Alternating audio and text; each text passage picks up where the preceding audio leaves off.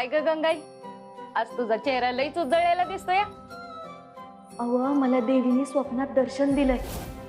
3.5 शक्तिपीठांचं दर्शन झालं मला.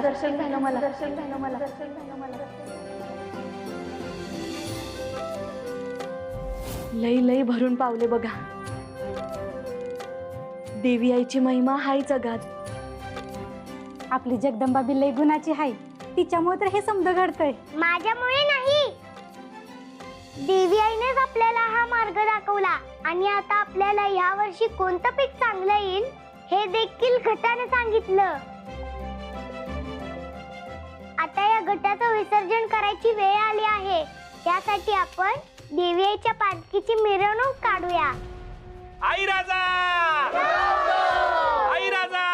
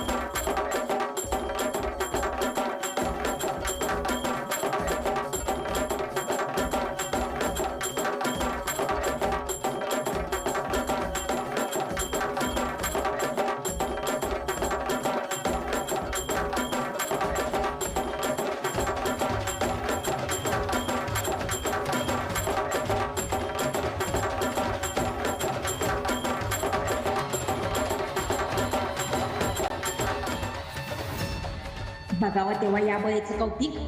खांद्यावर कशा पहिली डोक्यावरच घेऊन नाचहिला. पर काही म्हणा, काहीतरी जादूटोना नक्कीच हा हिच्याकडं. त्या बिगर ही असले चमत्कार करू शकत नाही. गंगाईला ही कुठंतरी रानात सापडली होती.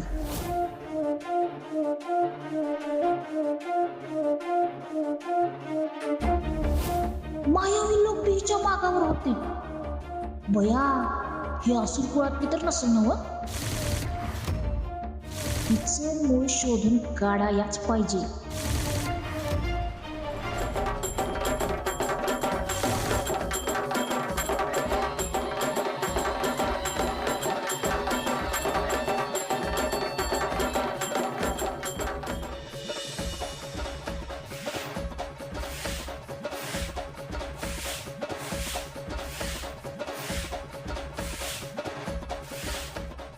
नंदी,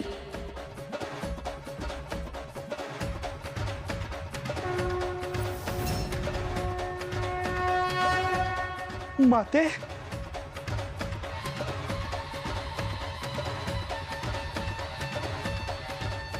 साक्षात तुम्ही एवढ्या काळानंतर दर्शन दिलं.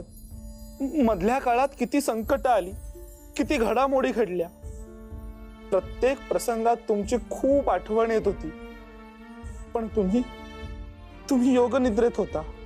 आणि आता भक्तांच्या कल्याणासाठी त्यातून जागृत झाला. इथं येऊन दर्शन दिलं. खरंच धन्य झालो मी माते, धन्य झालो. नंदी, एवढा भावनाविवश होऊ नको. या काळात तू सुद्धा खूप चांगले कार्य केले आहेस आणि त्याबद्दलच आम्ही तुझे आभार मानायला आलो आहोत. माते, अहो माझे कसले आभार मानताय तुम्ही? मी गण आहे तुमचा. तुम्ही आमच्या माता, आमच्या तारणहार, आमच्या मार्गदर्शक. तरीही आम्ही इथे उपस्थित नसताना आमच्या जगदंबेला प्रत्येक पावलावर उत्तम प्रकारे सांभाळलंस. तिची काळजी घेतलीस, प्रत्येक कामगिरीत तिला मदत केलीस. खरंच खूप मोठं कार्य केलंयस नंदी. मग तुझे आभार मानायलाच हवे ना. माते, आम्ही इथे नसताना कैलासावरून काही निरोप? निरोप? अहो स्वतः प्रभू महादेव इथे आले होते.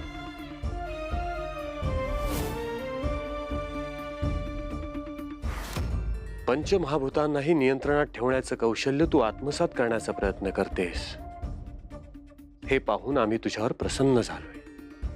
आणि त्यांनी जगदंबाला देखील दर्शन दिलं. तिला योग विद्या शिकवली. ते तिच्या कामगिरीवर प्रभावितही झाले. काही काळापूर्वीच तुमच्या भेटीसाठी व्याकुळ झालेले गणराय तेही ते आले होते.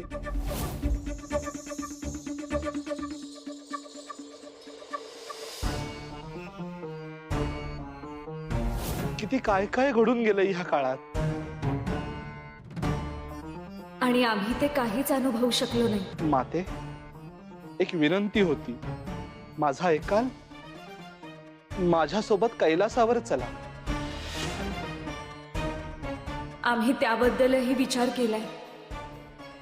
नंदी, आम्ही लवकरच तू जाई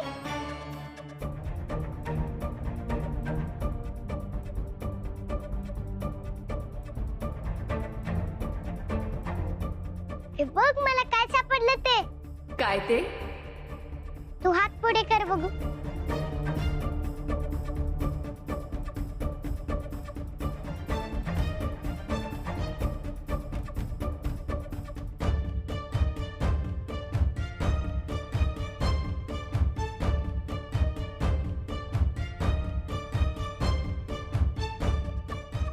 ही फुलं किती दिवसांनी पाहतोय आम्ही. हो, मायावी दुष्काळ गेल्यानंतरही उमलली.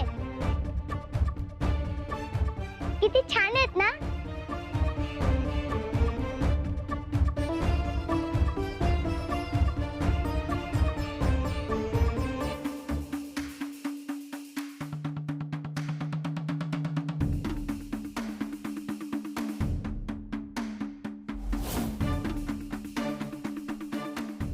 हेच ते फूल जे तू माझ्या आईला दिलं होतंस, आणि ते फूल माझ्या आईने मला दिलं. आता माझ्याकडे ही एकच आठवण आहे आईची, हे सुकलेलं फूल.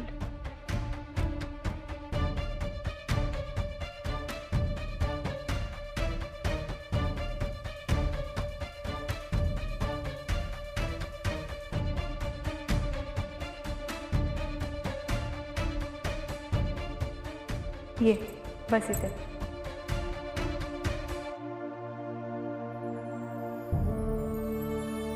आता हे फूल तुझ्या डोक्यावर कायम फुललेलं राहील. खरंच?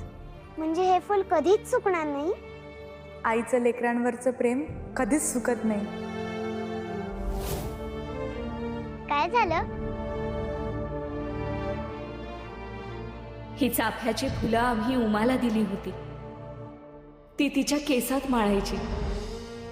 योगनिद्रेतून जागे झाल्यापासून आम्हाला राहून राहून उमाचीच आठवण येते. कुठे असेल ती? कशी असेल?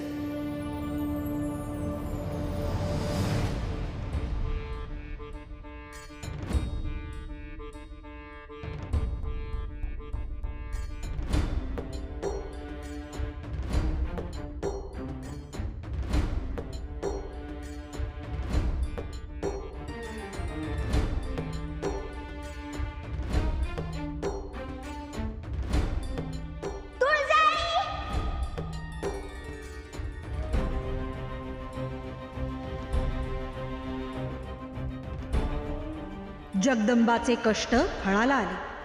तुळजा योग निद्रेतून बाहेर आली. 3.5 शक्तिपीठं जागृत झाली आणि भूलोकी सुरू असलेल्या मायावी दुष्काळाचा कहर संपला. मात्र जगदंबा आणि तुळजाचा पुढचा प्रवास सोपा झाला होता का? नाही. त्यांचा संघर्ष अजूनही बाकी होता. त्यांच्या पुढे आणखी एक संकट लवकरच उभं राहणार होतं, आणि ते म्हणजे 6वा रिपू. ह्यावेळी महिषासूर ह्या रिपूला कार्यरत करण्यात सहभागी नसला तरी दिती आणि शुंभा ह्यांनी त्यासाठी पुढाकार घेतला होता. स्वतः शुंभाने सारे नियंत्रण स्वतःकडे घेतले होते आणि त्यातून तुळजाला उमाची आठवण सतावत होती. पुढे काय नाट्य उभं राहणार ह्याची कल्पना आम्हाला असली तरी तुळजा आणि जगदंबा त्याबद्दल अगदीच अंधारात होत्या. एक मोठं संकट आसमंतात घोंगावत होतं आणि लवकरच ते गावावर येऊन आदळणार होतं.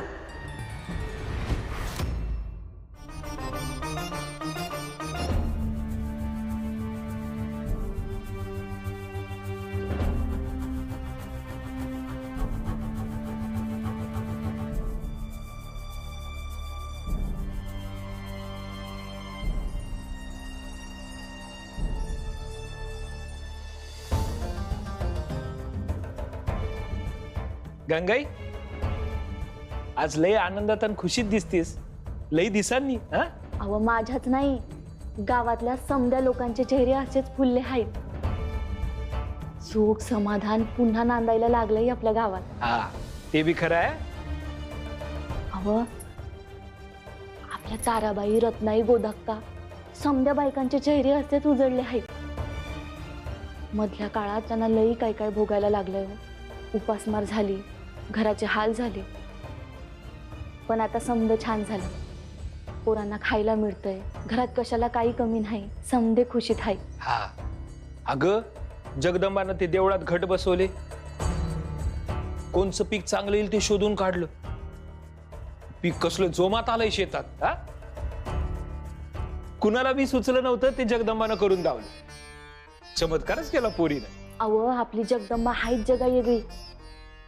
त्या दिवशी गावात एवढंसं धान्य जमा झालं, तरी बी तिने अख्ख्या गावाला पुरेल एवढं पीठ दळून दावलं आणि शेजारच्या गावात बी दिलं.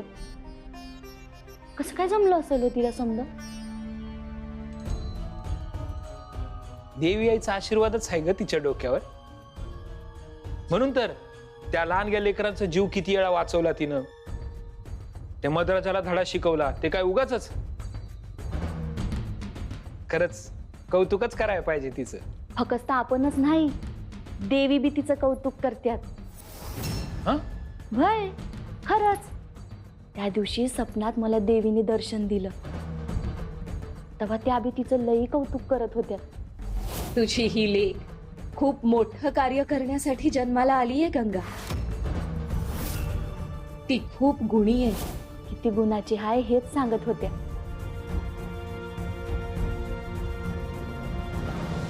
होय, देवी आईची कृपा म्हणून ती आपल्या घरात आली. तिचं मूळ काय, कुळ काय आपल्याला काय बी ठावं नाही, पण तिच्यात काहीतरी विशेष आहे एवढं नक्की. दैवी अंश आहे तिच्यात. अहो मी काय म्हणते, तिचे आई वडील कोण असतील हो? गेले काही दिवस हाच प्रश्न सतावतोय मला. आपण याचा शोध घ्यायचा का? तिचा सांभाळ करताना मला मी अगदीच सर्वसामान्य असल्यागत वाटायला लागलोय हो.